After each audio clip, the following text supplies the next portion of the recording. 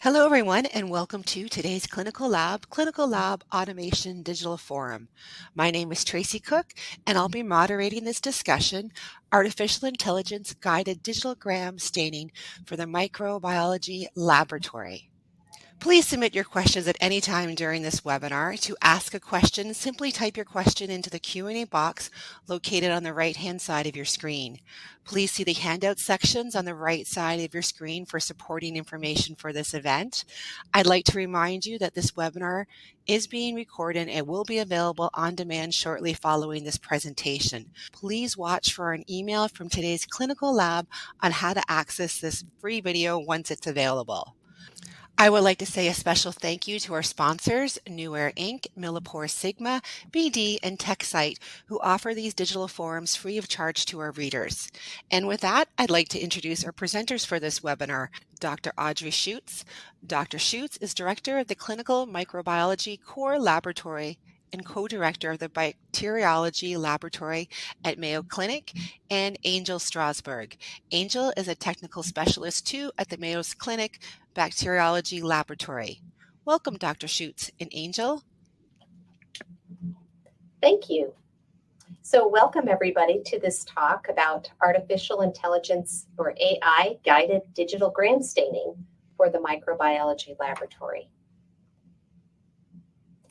So I just want to quickly mention the disclosures here that both of us, of course, work for Mayo Clinic, and our bacteriology laboratory at Mayo here in Rochester, Minnesota, have co-developed with TechSite the artificial intelligence gram stain algorithm product. Now, Mayo Clinic has a financial interest in this product, but we as speakers and employees of Mayo Clinic do not. So we'll start off with three objectives. The first is to describe the capabilities of artificial intelligence when coupled with digital slide imaging of gram stains. Second is appraising the applicability of AI-assisted technology in the clinical laboratory. And the third is to measure the impact of adoption of AI digital slide imaging for gram stains through metrics assessment. So as background, we know that automation is becoming more and more a thing that we're seeing in the microbiology laboratory, and specifically digital imaging of gram stain smears and some other smears have been slowly being adopted and have fostered, we think, improved efficiency and also standardization of the gram staining process in the laboratory. So let's talk a little bit about the gram stain and the importance of this. So this is a tool that has been used in our microbiology laboratories and our laboratories in general for over 100 years. This is a critical tool. It's important for guiding diagnosis, for helping us as we're working on workup of the culture plates in the laboratory. It, for the clinician, is critical for guiding the empiric antibiotic therapy they start on until they get the culture results. And also, as we know, it's a pre-analytic indicator of specimen quality, for instance, for sputum cultures that are sent in for gram stain. So it's critical, however, the gram stain process itself, from performance to reporting, is not only historically manual, but it's very subjective. And the accuracy of the results are dependent not only upon the person who's interpreting the smear, and that could be somewhat subjective process of interpreting the gram stain, despite all our training to standardize it, but it's also dependent upon proper specimen sampling when we receive the specimens in the lab, proper processing of that, and even proper smear preparation. So we know this report, we all know this report, to err is human, and we know that traditional review under the light microscope of stains, not only the gram stain, but stains, is definitely prone to error. So readers, we as readers of these gram stains, can experience fatigue, We can bring bias from prior training. We can get distracted when reading the slides. And then there are, of course, differences in expertise in the amount of training or experience over time we as readers of the Gramstain have had. So one study showed that a quarter of discrepant results between results from the Gramstain and results from the culture plates, what grew, a quarter of those were due to errors in reading the Gramstain. And another report showed that of the microbiology laboratory analytical errors that are associated with adverse events, so patient events that were critical enough to be called and labeled adverse events, close to 2/3 of those were due to Gramstain misinterpretations or cognitive errors. So again, highlighting the subjectivity associated with the Gramstain. All right, so AI-assisted reads. Why are we taking a look at this? We know that microbiology, as I mentioned, we are undergoing a transformation and digitalization for the laboratories that have brought on total laboratory automation. They're looking at digitalization of their culture plates. So AI-assisted Gram-stain reads, we are, as Dr. Schuetz said, undergoing digitization in the microbiology lab. And the part of it is that we're going to have to start reviewing our digital image data. The digital images and whether their interpretation are able to be provided to the reader, and if the reader accepts or declines that interpretation. That is going to be a big thing with your AI, is the reader still has to review these images and say whether they agree or disagree. It's not all going to be up to AI. The technologist is still included in the discussion. So the potential advantages of the AI is improved efficiency. It's a lot of how can we do our jobs faster, better to impact patient care and reducing those errors. There's greater reproducibility. When one tech reads a Gram-stain slide, they may have a different feel, a different expertise than the person reading it behind them. So with AI, we'll be able to have that reproducibility associated with it. And if you ever worked with microscopes at all, ergonomics is a big, big thing for us, where microscopes, yes, your neck movement is going to be different, but now you're looking at a computer monitor. So necks stay up and not looking into the bright light, giving us those headaches that we all know and love. There was a study for AI interpreted gram stains from positive blood cultures, and that took place with the metaphor. Percent positivity was a greater than 95% agreement in gram-positive cocci clusters and in rod-shaped bacillus.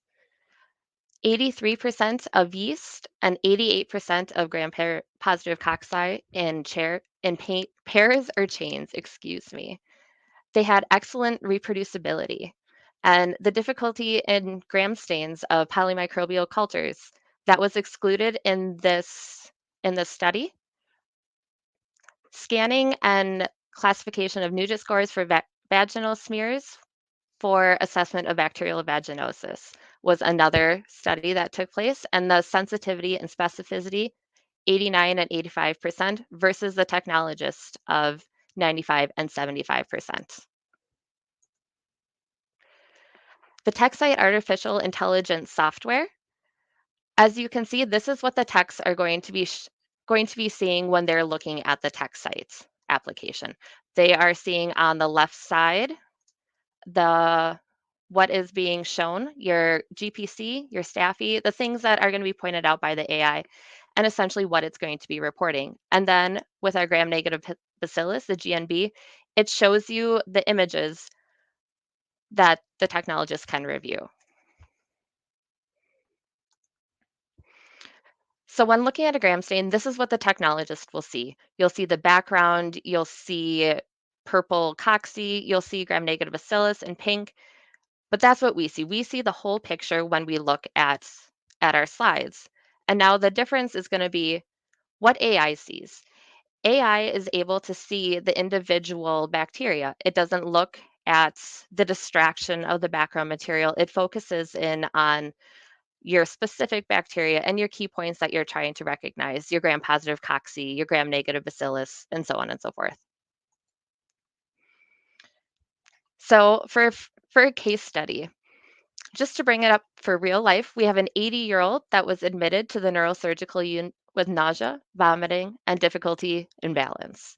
They had a history of hypertension, and the symptoms started a few weeks before presentation and have progressively worsened. When evaluated for a brain MRI, it showed a mass with extensive surrounding swelling. In the operating room, a small amount of pus was obtained from the brain lesion, and it was sent for gram stain and culture. And this is where, as lab, we get involved. For the gram stain, we saw many white blood cells and very rare gram-positive bacilli. The two images that you see on your right are what AI detected, and it was only in these two images that we were able to see any bacteria that was relevant. This is something that would be very easy to miss on a manual read of this gram stain. You'd have to look through the entire slide very diligently, avoiding those distractions, not getting caught up in all of the other surroundings. So I'm going to leave it there. Pause for your thoughts and what you think could be happening here, and we'll circle back in a bit. So the assessment of AI-assisted gram stains and the direct smears. We wanted to assess the ability of AI to interpret direct gram stain smears within routine laboratory workflow. That means, can we actually do this in the lab? Hypothetically, yes, we can, but how does it fit in? There's a variety of direct clinical specimens that we submitted. We did pretty much anything you can dream of: respiratory, genital, urinary, skin, wound, pus, swabs, sterile tissues, ear, nose, throat, synovial fluid, cytosplum body fluids, but we did exclude positive blood cultures at this time. The gram stain AI algorithm with TechSite was developed. We used the NanoZoomer S360 scanner, and it included a deep neural network which identifies characteristics for classification of these objects on the slide. So that involved a lot of teaching, bringing out different aspects of these things, these objects of interest that we wanted to identify. TechSite then it's showed the technologists the top 100 fields of view, and the technologists had that final say for reporting. Slides were used for training, and those were not the same ones that would be used in any follow-up validation. And when you do it, accuracy is what we're going to be comparing to manual reads. We're going to be looking at the classification of the organism. Is it gram-positive or is it gram-negative? Organism morphology, bacterial rods versus cocci. Another object that we're going to be looking at is the classification of organisms, whether there's many, moderate, few, or rare, or none, and also was that the semi-quantification of human cellular elements.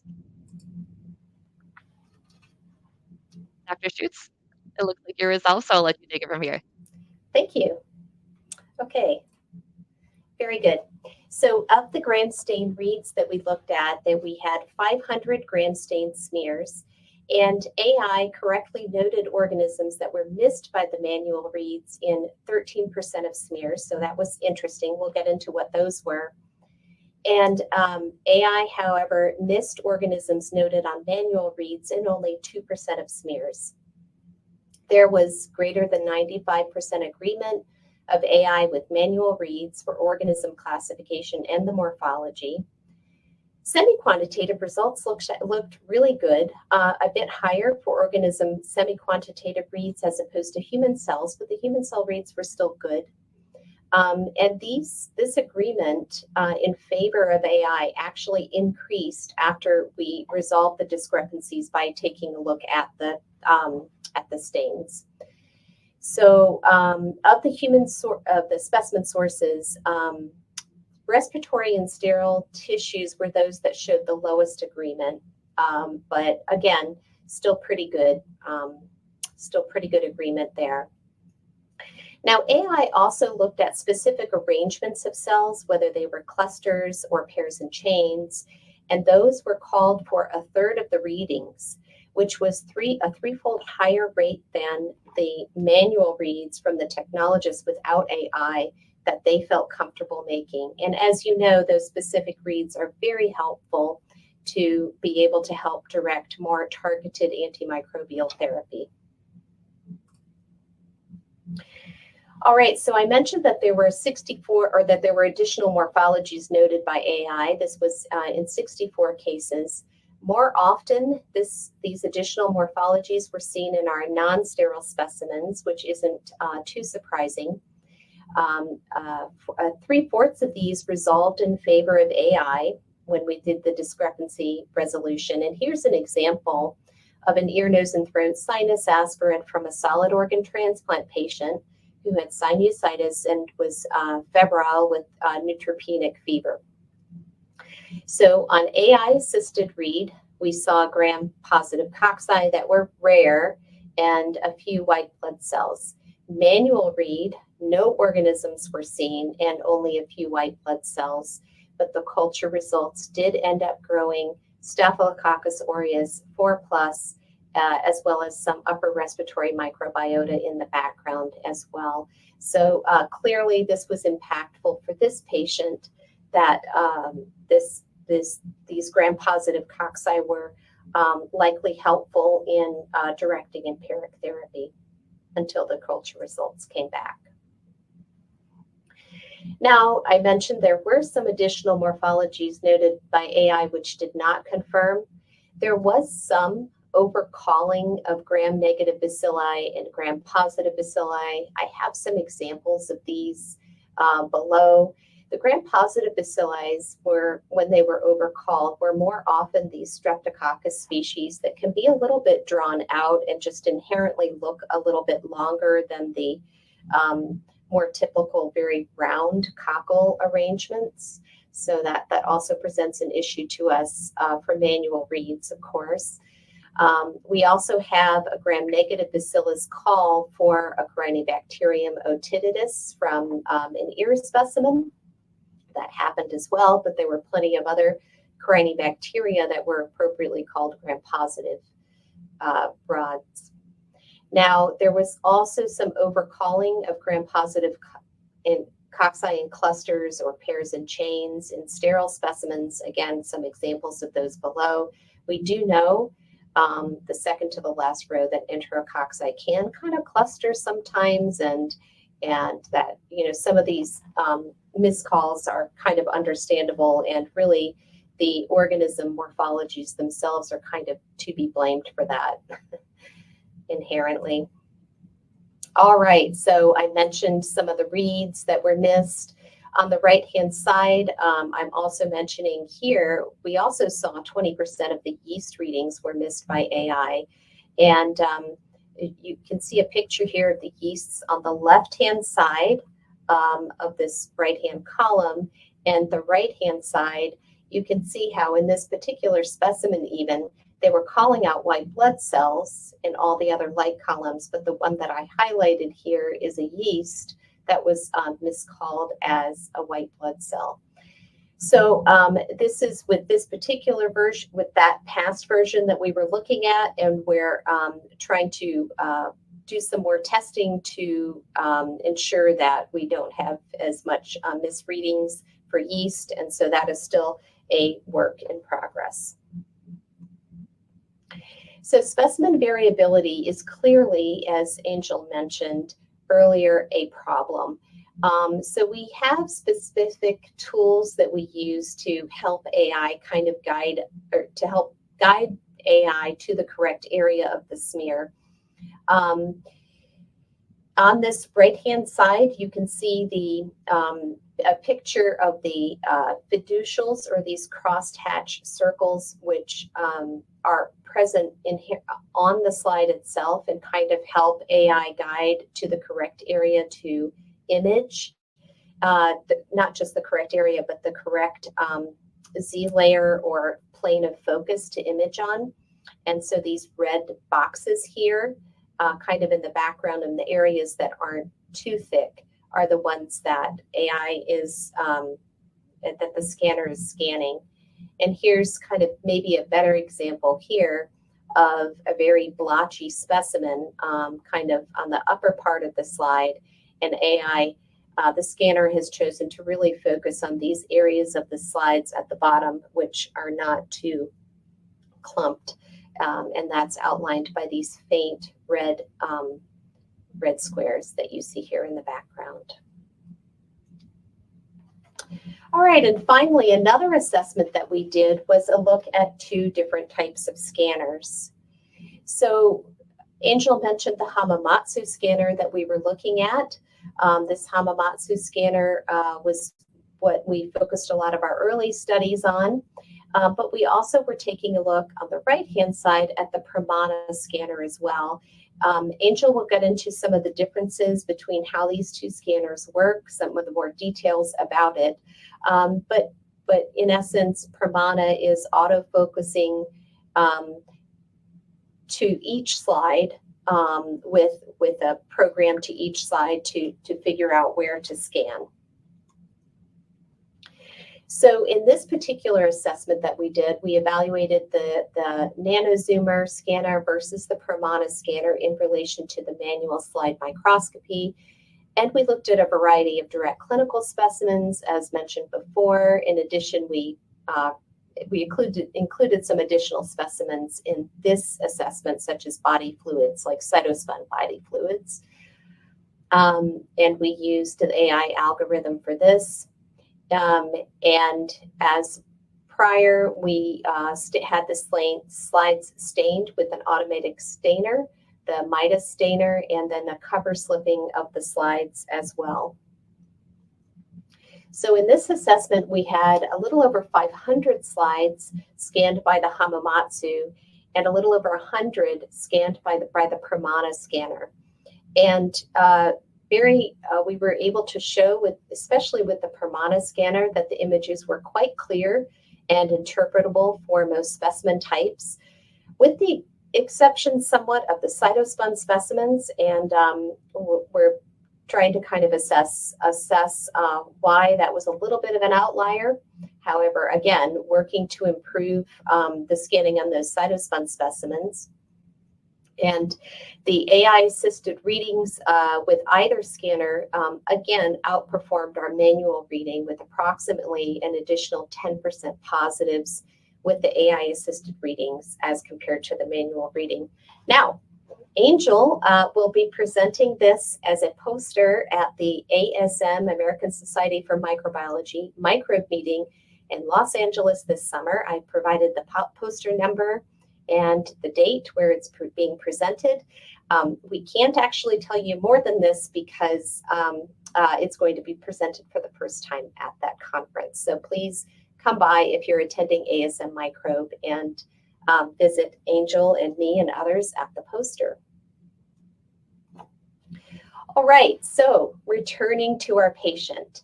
So branched gram-positive bacilli were relayed to the clinical team, and appropriate antimicrobial therapy was then started for this organism.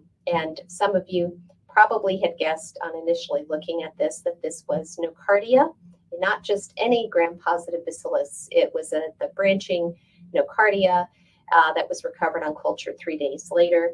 The patient did quite well on antimicrobial therapy. I just checked up on him a couple of days ago, and he was discharged at the time on appropriate therapy. And I think some of you in the audience might know that nocardia requires a specific type of antimicrobial therapy that's quite different from the therapy that would be provided for other gram-positive bacilli. So this was a really nice catch and help specifically by AI for this patient. All right, so I'm going to turn it back over to Angel, who will review implementation of these smears in our lab. Thank you. Thanks, Dr. Schuetz. So implementation of AI for gram stains is going to look different for every lab. Every lab has their own processes. They have their own technologists. So this is kind of what our lab looks like. We are the Mayo Clinic bacteriology team. We are a 24/7 lab with gram stain reporting that is happening on all shifts. We have over 50 technologists in our lab, but on each shift, there's really only one technologist that is assigned to gram stains, and the rest that are working at the time will handle all the other culture work that we have going on. Every day, we have approximately, give or take, 80 gram stains that are coming through of direct specimens in our lab. Most of those are falling upon our evening shift, a quarter of them about on our day shift, and then a handful on our overnights as well. Within these gram stains is about a 30% positivity rate. So before we even get to digital pathology, we have our pre-digital pathology process. Our specimens have to be processed by our processing lab. They are aliquoted, the tissues are ground up, they are centrifuged, whatever we need to do to get those specimens to where they can be smeared on a gram stain slide. So the smears are created, and pre this whole undertaking, we heat fix those slides in a biological safety cabinet, and then we manually gram stain the slides. And on the right, you'll see a picture of our Midas stainer, and then underneath of it is our cover slipper. We obviously knew this was coming. It was in the works for quite a while, and it became very apparent to us right away that whatever you put in to this digital process, the AI, it is only as good as it's only as the results are only as good as what you put into it. So we had to optimize our slide preparation. First up, in a multitude of changes, we changed our inoculum size. We used to use one pipette drop, not really specific, but a pipette drop, and then we changed it to a 10 microliter loop. What this did is we standardized the amount of material that was on the slide, and we made it an amount that was more evenly spread throughout the slide and on a consistent even plane. The scanner is going to have a much better time focusing on a nice even plane and a nice thickness compared to some of those images that you saw with Dr. Schuetz where there's globs here and there. There's also the standardizing of this of staining the slides as well. How one technologist stains their one slide could be very different from the next technologist. Neither are wrong. They just have their own little ways of doing things. And then as a technologist, you adapt to how you stain your slides. I know that I could under decolorize more so than over decolorize. So I'm going to take that into account when I'm reading my slides. However, this is not something that really can be taught to an AI model. We need a consistent, accurate results and not have that variability from tech to tech in order to train our model. We changed from heat fixation to methanol fixation. This one was kind of an easy win. It was simply just changing how we fixed our slides. The methanol fixation provided a clear background, and you wouldn't have to sift through all the background cellular debris to see your organisms. The cellular material is better intact, so AI can then more accurately recognize the cells and bacteria that are presented. We adopted an automated cover slipper. At this time, with our scanning technology, all slides need to be cover slipped, so this was kind of a no-brainer. But something that we didn't really think about as much going into it was how much trouble a simple label could cause. The size, the format of it all. Is your label hanging over the glass slide? Is that going to get caught on the cover slipper or the stainer? And then when it comes to the format of that label and what's on it, as simple as a 1 or 2D barcode. Which one do you choose? Does the scanner read both barcodes? It was something that we had to tweak multiple times before we finally settled on what works best for our lab. And then for gram stain slides, there are some specimens where if it's a sputum specimen, you can very easily see with your naked eye that there is specimen on the slide. However, with some of the sterile sources like our tissues, you're not as easy it's not as easy to see that there's even anything on the slide. That is going to create problems with our scanners as well. To correct this, we implemented slides that had fiducial markings. You can see those on the bottom right. Those black circles provided something for the scanner to focus on. It was reliable, it was consistent, and from there, we could change what Z layer the specimen was at and adjust what needs to be scanned based off of those circles.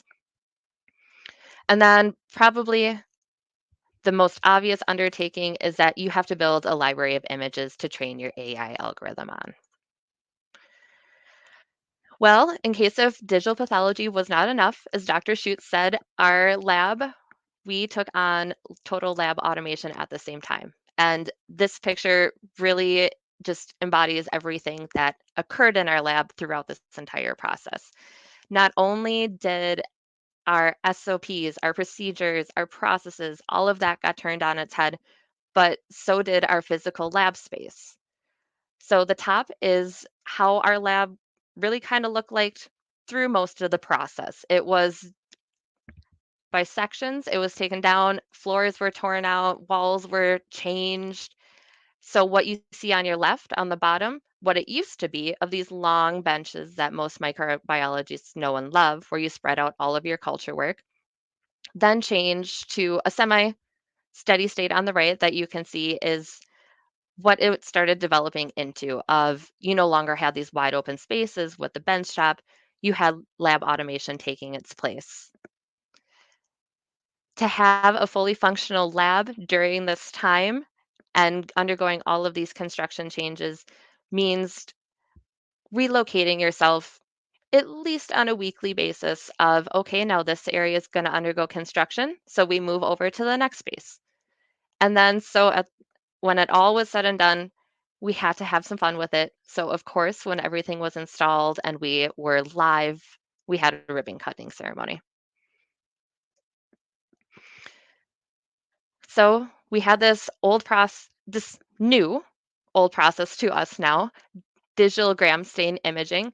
But how do we incorporate that with our total lab automation? Well, we learned that total lab automation means that everything is precise. There is no room for a different kind of slide, let's say. So, our slides that we have grown used to and needing those fiducial markings for scanning, we couldn't use those slides anymore. We had to shift. With no fiducials, we had to look at the Permana Spectral HT2 scanner. And with this scanner, it did not have the preset Z layers like the Hamamatsu scanner did that we had to focus on with those fiducials. Instead, the Pramana had a more dynamic pixel level Z stacking. So what that means is throughout your specimen on your slide, you're going to have different thickness areas and then some thin areas over here. The Pramana is able to adapt to that and adjust the Z layers that it's focusing on throughout the slide, not just from specimen to specimen. And after it takes all of those different Z layers, it will provide you with one single Z layer to look at. It is never as easy as it sounds. That probably didn't sound super easy, but it gets even more complicated when one scanner, the images that you're seeing are slightly different from the next scanner, which means, of course, we're going to have to start over with our AI model. We need to now add in images of the Pramana scans as well. The left, you'll see our Hamamatsu scanner, and on the right is the Pramana. Just looking at them, you can tell that they are, in fact, two different scanners. One on the left, Hamamatsu, is one if you have a ton of slides, easy, load, walk away. Pramana is more of a user dynamic, you can add as you go situation. So in addition to the scanner, how did we roll this out to our lab staff? We went with a tiered transition to AI. So we finally got our gram stains able to be scanned. That's great. We have these images, but we don't have an AI just because we have images. It took time to build that model. While the model was being developed, we implemented what we call DMR, so digital manual review. By doing this, we were able to expose our technologists to digital images without an AI associated with it. So it is a huge mind shift to go from what you know and love doing every day under the microscope, fine tuning, fine adjusting, to go to digital images where it's presented for you, but your level of control is just different. There was a lot of education, a lot of rotation to get those techs comfortable and confident in what they're reporting with those digital gram stains. So then later, when AI finally was implemented, it was received extremely positively. It was a less drastic transition from DMR to AI than it would have been if we went straight from manual to AI. They were able to adapt to one change before adding on an even bigger change. Something that was easy to measure was the time savings associated with AI. Noticeably, it reduced the time to review those slides, especially the negatives. For manual microscopy for respiratory, it took us roughly a minute, where non-sterile or non-respiratory smears, it took about 2.5 for manual. Add in AI, we're down to 30 seconds for respiratory and a minute for our non-respiratory smears. So significant time savings upon review. And a lot of that has to do with the fact that your objects of interest are now displayed for you instead of having to search the entire slide for, for your objects of interest. And here is the graph that kind of shows you that on each shift, or on each, sorry, for each month, the volume, you can see on the 39 there, that is when digital pathology for DMR was implemented around September of 2023. There's a huge decline in how long it took us to review those slides. Steadily as training came in, trending downward, but with digital review, it took about 1 minute and 14 seconds per slide, much different than the 1 minute 50 seconds. But then around April 2024, we implemented our AI. And since then, it has still been steadily decreasing. Not as drastic as that initial digital review where your images are presented to us, but still, you have these images reported with AI, and it's giving you that feedback of, here's what I think. Now, just say yay or nay, really. And then here's where it is between each of our shifts. So evening shift, they have our highest volume. They're the top pink line. Once again, you'll see the drastic decrease when our digital was implemented, and then slowly still decreased once AI was implemented as well. And then our day shift in yellow, and even our midnight tech in blue. Other improvements that aren't necessarily able to be measured, but is a very true feeling in our lab, is the ergonomic benefits. We're not sitting hunched over a microscope like we used to be. We're now looking at a monitor, have our posture right up, and we don't get those blinding headaches. Reporting can really be done from anywhere. Right now, all of our positive slides are reviewed by a second technologist. That means if I have a positive slide, I would need my coworker, if we're in a microscope, to come across the lab, look at that microscope, and see the fields that I'm seeing. And maybe if you see that really rare beta or branching gram-positive bacillus, you don't move that field and you let it sit there until someone comes and sees it. Well, now the technologists across the lab simply, they're already at their computer. They see their inbox of slides that need to be reviewed and can just do it really real time, effective, without interrupting their workflow. And something that our technical specialists and our educational specialists really enjoy is how easy that it is to pull these images and how easy it is to train off of those images. All of your techs are able to see exactly what the tech before them saw. And for learning opportunities, that is extremely important. But most importantly, it's the benefits to our patients. As Dr. Schuetz had mentioned, that from our AI validations, additional organisms are being reported in greater than 10% of our specimens when they're going through AI. That is important for our patients, that they get those antibiotics faster, the more targeted antimicrobial therapy in real time. And then with AI, something that, once again, we didn't think would impact us is, as bacteriologists, we're so focused on that bacteria and finding it and identifying it correctly that sometimes in the back of our minds, we may not be paying as much attention to our cellular elements as we should be. With AI, it does not discriminate, and it is able to call out those white blood cells, those epithelial cells, like we should be doing. And reporting those accurately, it provides a better assessment of the specimen for the clinical team to see if there's an active immune response occurring. With all things, though, we must acknowledge there are challenges switching to digital smears.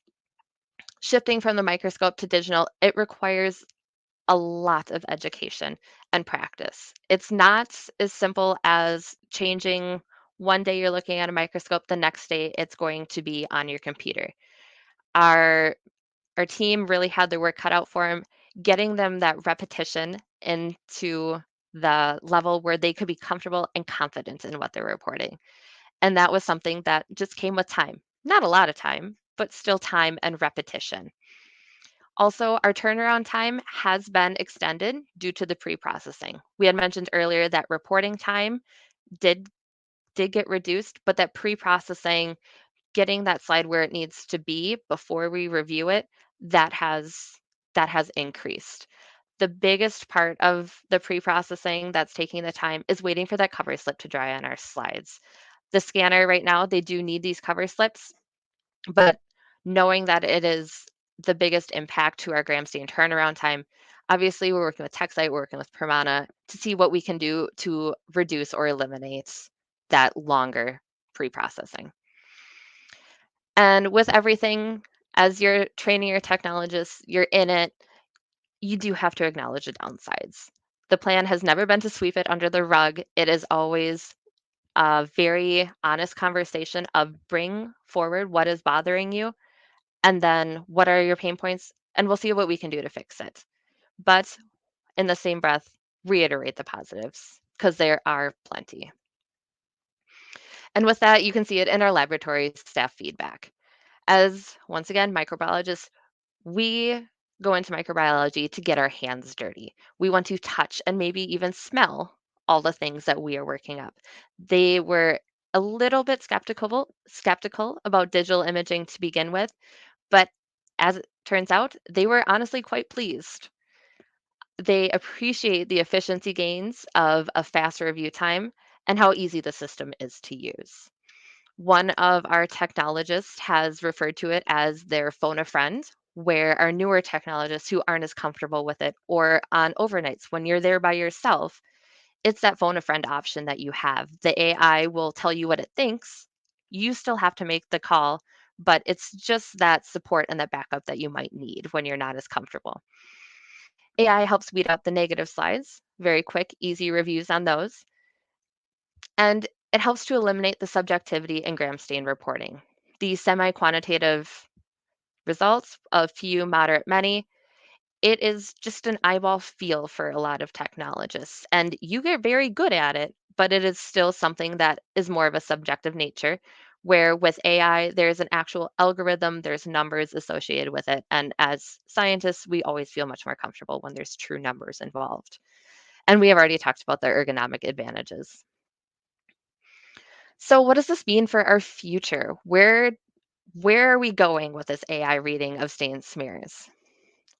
Well, we're going many places, but with digital, it's all about one of the main benefits is the portability of the data and what you can do with that portability. Is it as easy as the tech across the lab doesn't have to walk across the lab to come help you out? Or is it go as far as virtual signouts of slides?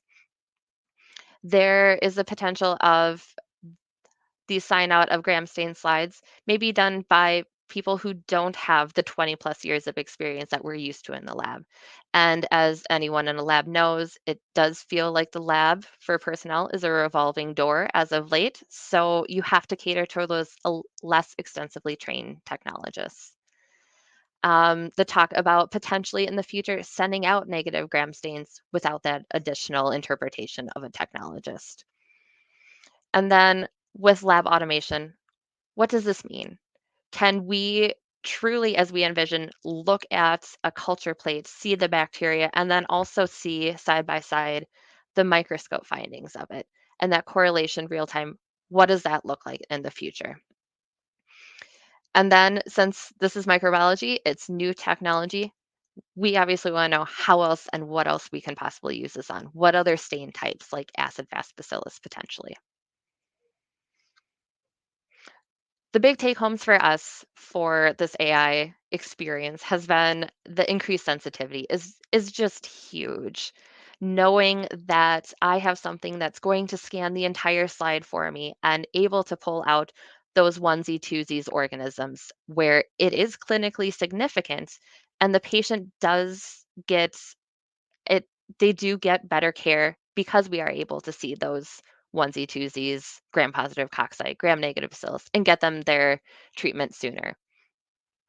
There's always a lot of talk when it comes to AI, when it comes to automation, about are technologists even relevant anymore? Well, of course you are. You are still the expert. You are still the final call on all of this. Just because we have AI doesn't mean that your experience and your your input on those images and your interpretation is not valued. It is, and it is still necessary. The technologist still has to make the call. AI is just your tool, and it's presenting it to you in the most efficient way possible. The variations in the pre-processing and the staining and the semi-quantitative, all of that, it's the subjectivity. What you put into it is what you're going to get out of it. The better smears you're able to create, the better results you'll get in the end. We have enough trouble with, as Dr. Schuetz had pointed out, those organisms where maybe it truly is their fault for not looking gram positive or not chaining the way they should be. We have enough trouble with that manually, and AI, it's going to run into some of the similar challenges. The artifacts in the background with the gram-negative bacillus, as Dr. Schutz also pointed out, the challenges are still there, but we are able to help reduce the room for error. And then also, like we pointed out, the digitization may aid in breaking down geographic barriers. You can share these images quickly. You can share them efficiently with your coworkers or even outside of the lab for consults that you may need. So we really want to thank TechSite for this co-development and the entire process. It has taken many people, many hours, many experience to get together and to create this product, which really has improved the lab's life and the patient's as well. So thank you very much. Thank you, Angel, and thank you, Dr. Schuetz, for that great presentation. At this time, we're going to move into our question and answer session. So if you joined us late, you can still type your questions or comments, just type them into the Q&A box, which is located on the right-hand side of your screen. And with that, I'll pass it back to our speakers. Thank you. Yes, thank you so much, Angel, for closing out the talk. And I do want to say my apologies for my earlier issues with connectivity. I am truly sorry about that. So we have quite a few questions here. We'll go ahead and start. I guess the first question here is, what did the lab staff consider the biggest challenge in incorporating digital slide review? Angel? The biggest challenge for our lab staff had to be the repetition and getting that confidence and the comfort associated with it. As I said, with our lab, we have 50 technologists rotating through this one area of the lab, getting the education where they needed it to be and just the experience. That's probably been the biggest, along with learning to be patient for the pre-processing to do what it needs to do, that cover slip to dry. You can't put wet glue into a scanner. It quickly became apparent. A lot of phone calls to our healthcare technology maintenance team to get glue off of an objective was frowned upon. Yeah, thanks. And I'll add that the other pain point that we have that affected our turnaround time a little bit in a negative way is that cover slipper and that time. Angel mentioned that before, but that time to take to dry with that cover slipper in the workflow process has been something that we're trying to encourage the tech side to not depend on that cover slipper moving forward. So we're working with them on that. All right, so Dr. Schutz, what is a TAT of AI-guided gram stains? Yes, so the turnaround time of those gram stains. So Angel, you shared that in one of the slides. We had one of the metric slides, just pulling that up over here to take a quick look. So with our AI-assisted review, we saved a fair amount of time, up to about a minute and a half on some of our non-respiratory smears and about 30 seconds saved for our respiratory smears. So the actual reading is a lot quicker with this process. And then, Angel, you also showed our metrics on the amount of time we're now spending on these smears has drastically decreased. Anything to add, Angel? I mean, we did point out that as a whole, our turnaround time has gotten longer because of the pre-processing, even though our reporting has gotten faster. But I mean, we still monitor our turnaround time of the gram stains. They're not going outside of what is acceptable for our clinicians to do what they need to do as well. Yeah. But without that, again, without that cover slipper, that will be a huge chunk of time saved. Great. All right. Wow, so many questions. It's great to see all this. So, Angel, are the results auto-verifying? Right now, our results are not auto-verifying. I mean, that is up for debate in our future, I think. But right now, we're still having our technologists do that second review, and we're taking that as an opportunity to know our pain points. So, are we missing yeast that are misclassified or the gram-negative bacillus? We're really using it right now to using the opportunity to grow our AI algorithm. And then, Dr. Schuetz, are there any sources that are not being performed digitally? Yes. All right. So we're actually trying to get everything that we can get over to be performed digitally. So right now we're working on positive blood cultures. So that gram stain from positive blood cultures from the bottle. And we're working on some additional less common sources like bone marrow, eyes, gram stains from eye sources, in addition to some others, some of the kind of rarer sources. And we don't do vaginal gram stains for bacterial vaginosis. We actually rely on other diagnostic methods other than the gram stain for that. So that's not something we've had experience with, although that has been published on. And I have one of the papers early on in the slide deck for you to look at regarding that. And isolates also. So that's not something yet we have been putting onto the system, and we anticipate that will be a lot. That will be a pretty accurate read probably because it's the isolates. There's no background, so we don't anticipate issues with reading with that.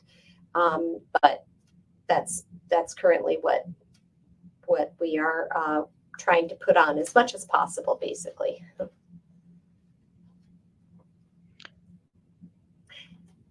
Okay, great. Yes. Pardon me. So let's see. How did you, one other question, Angel, how did you implement the screening of respiratory samples into AI? So for our sputum specimens, the epithelial count, as you know, does matter.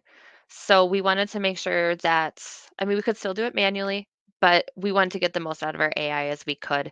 So we are doing calculations in the background. TechSite has really handled all of this for us. We just helped them out a little bit, but they are able to reject the specimen based off of if there's greater than 25 epithelial cells per field. And then we just have it filtered so it wouldn't report any of the actual bacteria in those situations. And that's what would be transcribed to our medical record of rejecting that specimen. Dr. Schuetz, so have you had problems with false positive reads compared to culture? Blood cultures and suspected very isolated cocci, for example, like at the edge of the specimen? Okay, yes. Well, the false positives that we've seen have been more mistaking the tinctorial, the color characteristics of the organisms that I mentioned, the gram-positive rods versus gram-negative rods, has been a little bit more of a challenge earlier on. Seems to be better because we've been tweaking the system a bit for that.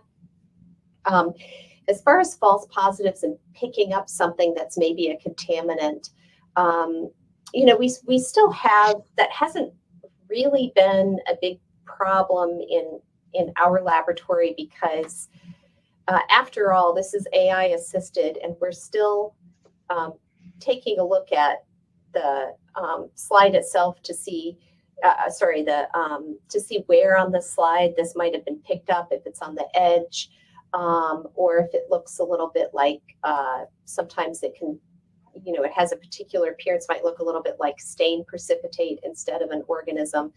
So I would say not many false positive issues that we've run into. I don't know, Angel, if you have anything to add here, but again, most of it has been the color issue, if anything.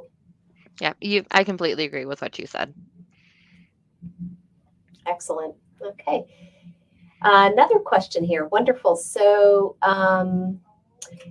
Angel, how does the system work for proficiency testing samples? So how will we manage incorporating PT in this? I mean, it's just like any other specimen. So if it is set up on a gram stain smear, we're gonna turn it right through the AI. It's blinded. We don't know any different. We just do what smears are ahead of us and follow through with it.